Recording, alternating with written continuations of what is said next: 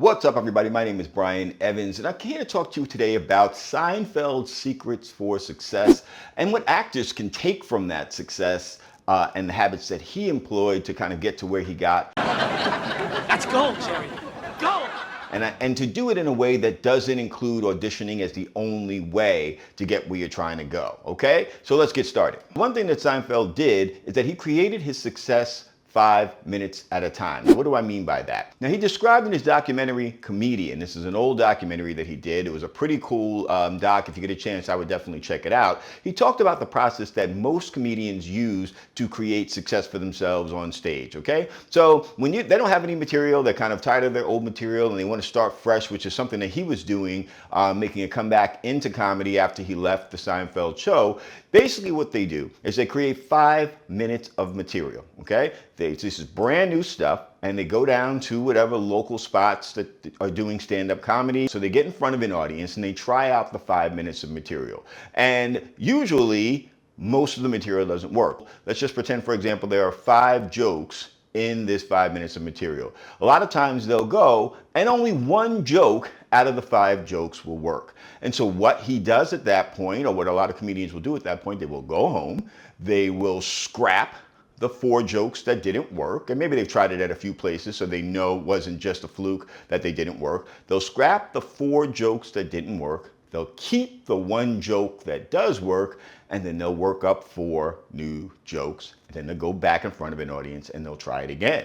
Now maybe one of the 4 new jokes worked, and the first joke that worked also worked, so now they have 2 jokes that worked and 3 that didn't. And they'll keep doing that over and over again until they get to 5 minutes of material that works. And then they'll continue to do a process like this until they build up to a full hour that works every time pretty much when they go out to do it. And that's when they go out on tour and do their HBO specials or their Netflix specials or whatever it is. This is something that actors can really learn from, because I'm a big proponent of, if you've seen any of my videos, you know I say that actors should never be sitting around waiting for an audition. One comes up that you're right for, absolutely go for it. There are tons of times, periods, months, weeks where things are dry, nothing's coming up that fits you, and you could be working on your own stuff. It's something I do, something I've had some success with, and it's something that I preach like the gospel every time I'm on video. So if you're going to be sitting and nothing's going on, you should be writing down your ideas. And a lot of you may say, well, look, I don't write.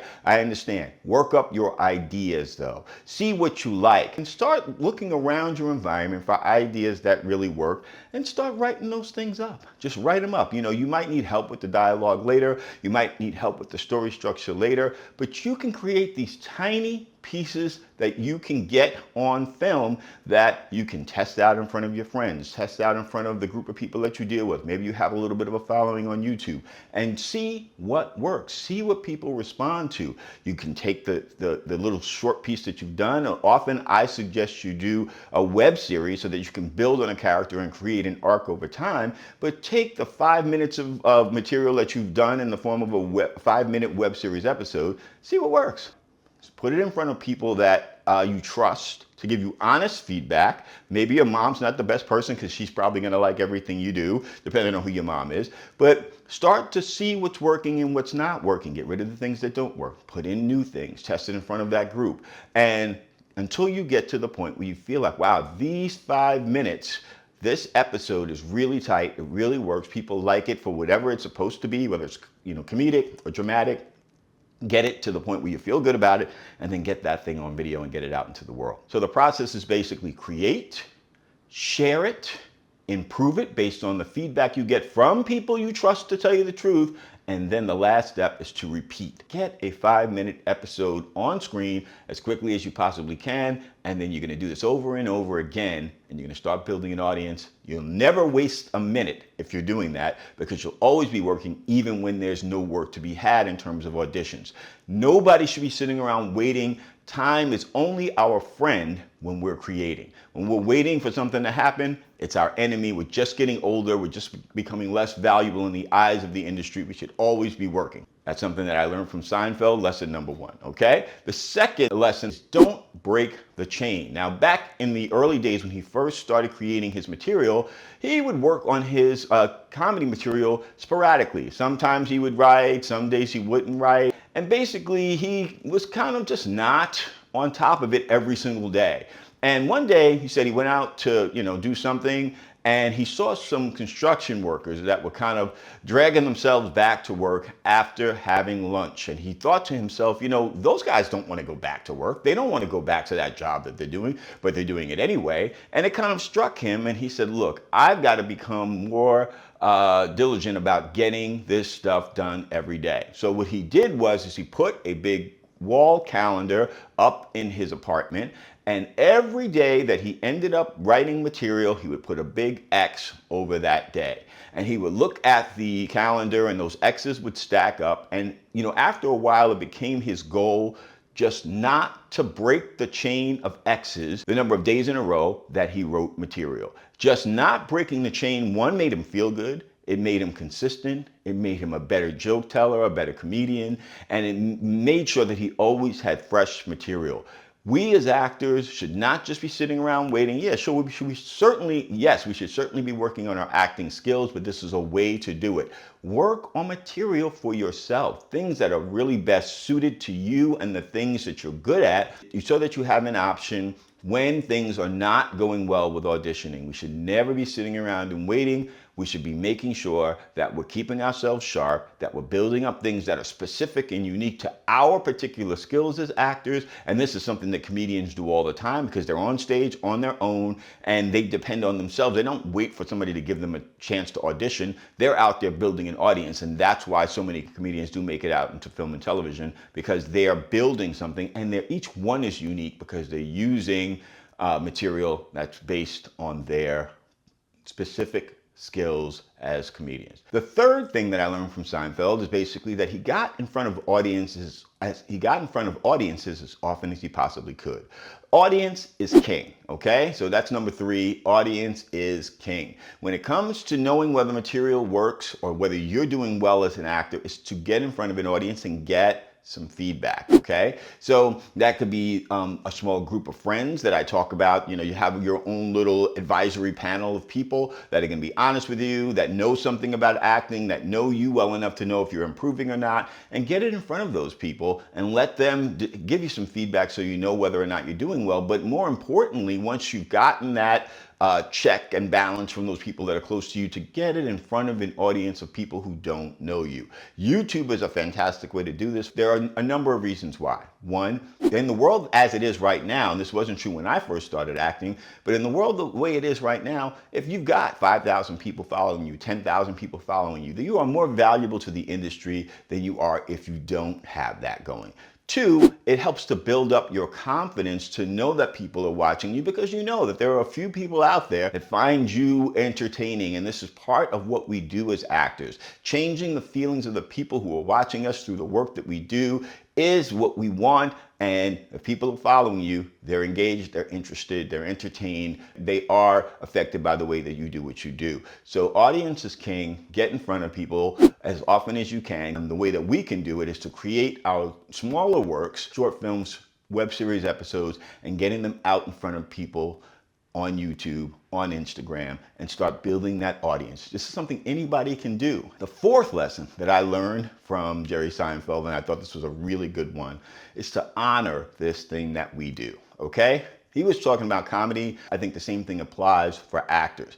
Now there's another comedian that's kind of compared in some ways through the story of comedian, through the documentary, and his name is Orny Adams. Now Orny went up to Jerry one day during the documentary at the comedy club, and he asked Jerry, advice, and he's basically doing a bit of complaining about the audience and about the industry of, comedy. And he just, he's like, I've been doing this for so long, and, I can't remember exactly what the specific complaints were, but there was a lot of complaining going on. And Jerry listened politely, and he let him finish, and then he went into a bit of a joke. And he says, there's I think it was a jazz band, and they're on a bus, or they're in a car, and they're on their way to a gig. in some far off place, and it starts to snow, and the snow is coming down really hard, and their bus breaks down. And so they get all their equipment and they start to walk. It's snowy, it's dark outside, their feet are getting wet, they're freezing cold, and in the distance they see a house, okay? And so they roll up on the house, and they kind of like, just before they knock on the door, they peek inside the window to see if anybody's inside. And inside, you have a family, they're sitting by the fire, it's warm, it's toasty, and they're kind of enjoying just normal life in an evening of a small family. And they look inside, and they're sopping wet and they're cold, and they just look at each other and they say, how do people live like this? Now, what he was trying to say with the joke is that the life of being on the road, doing this thing that they loved, was so much better than this life that this family was living, this humdrum, family life. But the joke was meant to say, this thing that these musicians were doing, that he as a comedian was doing, that you as an actor are doing, it's so special, it's so important, and it gives so much joy to the people who do it, that you have to really honor it and remember what it is. Remember the joy in what you do. Remember why it was. Think every once in a while about why it is that you are doing what you're doing. I mean, think back to the day, the moment where you said, I want to be an actor for a living. And I don't know if that was with you being with your mom or your dad in a theater when you were 7 years old looking at a movie. I don't know if it was some television show that you loved. I don't know if it was going to a play and seeing it that way, or being in a play when you were in school. But this is a special thing that we do, and we should honor it. Because if we forget why we came here, what inspired us to do this, we're really doing ourselves a disservice. It becomes very easy to become a little bit disenchanted, a little bit bitter. And the more that you end up in that space, the closer you are to getting out of the business altogether. It is challenging. It is difficult at times. And sometimes you do feel powerless. And this is why I say over and over again, start creating your own work, because you give yourself some power. You give yourself some agency. You give yourself some control. So don't forget why you got into the business, and make sure that you really honor acting as the privilege it is for us to be able to do, to use our minds and our bodies to affect the people around us and the world with our interpretation of roles, to build a human being right in front of us through the character. It's something special. And guys, honor that, remember that. It's going to help you through the process of making it from where you are to where you want to go. Jerry didn't wait around for an opportunity to show up. He created one for himself. I'm doing that as well. It's something you can do if you're interested in creating your own material, but you don't know how. There's a link in the description where you can start working with us to do just that. And please do hit that subscribe button and the bell so you know the next time we put out a video. We're going to put out a lot more material to help actors to get started creating. I think it'll make a real difference in your career. It's definitely made some real opportunities appear for me to work with actors that I actually have been watching on TV and film for years. It's an exciting thing to have some control over your career. So get started doing this, whether you do it with me or not. I'm Brian Evans, Actors Revolution. I'll see you in the next video.